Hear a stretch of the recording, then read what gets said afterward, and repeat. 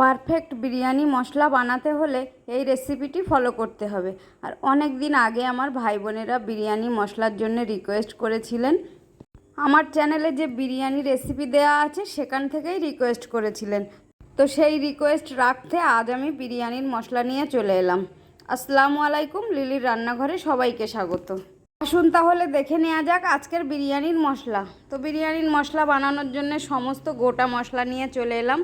আর এখানে আমি যে পরিমাণ মশলা নিয়েছি 3 কেজি চালের মশলা হবে। তো এখানে কিছুটা নিয়েছি সাহা জিরে, এখানে নিয়েছি কিছুটা জয়িত্রী, কিছুটা নিয়েছি সাহা মরিচ, আর নিয়েছি কিছুটা লবঙ্গ, আর এখানে নিয়েছি একটা জয়ফল, আর নিয়েছি কিছুটা ছোটো এলাচ, আর এখানে আছে কিছুটা কাবাব চিনি, আর এখানে আছে কিছুটা দারচিনি।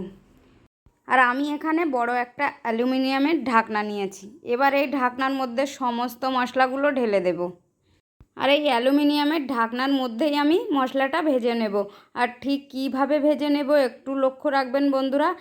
এইভাবে মশলাটা বানালে মশলার ফ্লেভারটা হবে দারুণ, আর কোনোভাবেই পুড়ে যাওয়ার কোনো সম্ভাবনা থাকবে না। আর এইভাবে কিন্তু বড় বড় রাঁধুনিরা মশলাটা বানায়। তো এবার আমি একটা হাঁড়ির মধ্যে জল বসিয়েছি। অবশ্যই জলে আমি ভাত রান্না করব। এবার এই জলের উপরে এই ঢাকনাটা এভাবে বসিয়ে দিলাম, দিয়ে এভাবে রেখে দেব, আর মাঝে মাঝে নাড়াচাড়া করে দেব।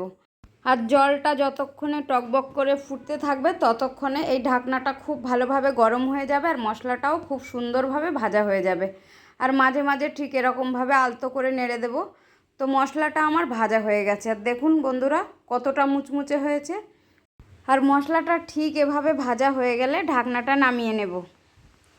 ঢাকনাটা নামিয়ে নিয়ে ঢাকনাটা আমি হালকা ঠান্ডা করে নেব, যাতে আমি হাত দিয়ে ধরতে পারি এরকম।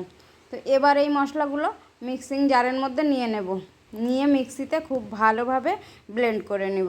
নিলে মশলা একদম রেডি। আর বন্ধুরা এইভাবে মশলা বানানোটা আমার ভাইয়ের কাছ থেকেই শেখা। আমার ভাই কিন্তু বড় বড় অনুষ্ঠান বাড়িতে রান্না করে। আর আপনারা একটু লক্ষ্য করলেই বুঝতে পারবেন বড় বড় রাঁধুনিরা কিন্তু এই সেম প্রসেসেই মশলাটা বানায়। তো মশলাটা আমার রেডি করে নেওয়া হয়ে গেছে। এবার একটু দেখিয়ে দিচ্ছি, দেখুন কতটা গুঁড়ো হয়েছে দেখুন। আর ভাজাটা আমি যেভাবে করেছি ঠিক ওই পদ্ধতিতে একবার মশলাটা বানিয়ে দেখুন।